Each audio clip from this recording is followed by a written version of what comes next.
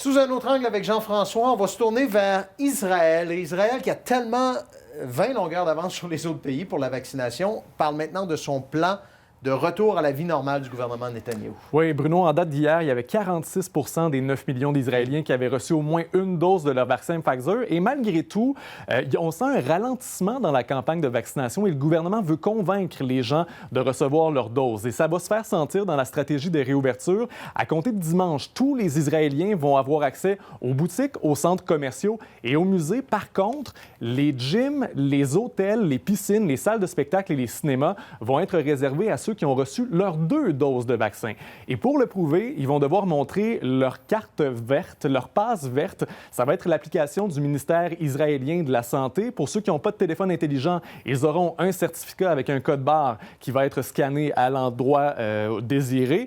Et quiconque tenterait de contrefaire cette passe verte-là pourrait être poursuivi au criminel. Donc, on ne lésine pas sur les moyens. Le plan a été critiqué par les partis d'opposition. On ne souhaite pas créer 2 catégories de citoyens de leur côté. Et sur une note un peu plus légère, il y a une autre stratégie qui est en train d'être déployée pour convaincre les gens de se faire vacciner. Vous voyez, après une dose de vaccin, vous recevez une pizza. C'est en banlieue de Tel Aviv hier. Donc, au moment du souper comme ça me donne faim de voir ça. Je ne pensais pas qu'on pouvait aller jusque-là. Aux Pays-Bas, maintenant, il y a un tribunal qui déclare illégal le couvre-feu.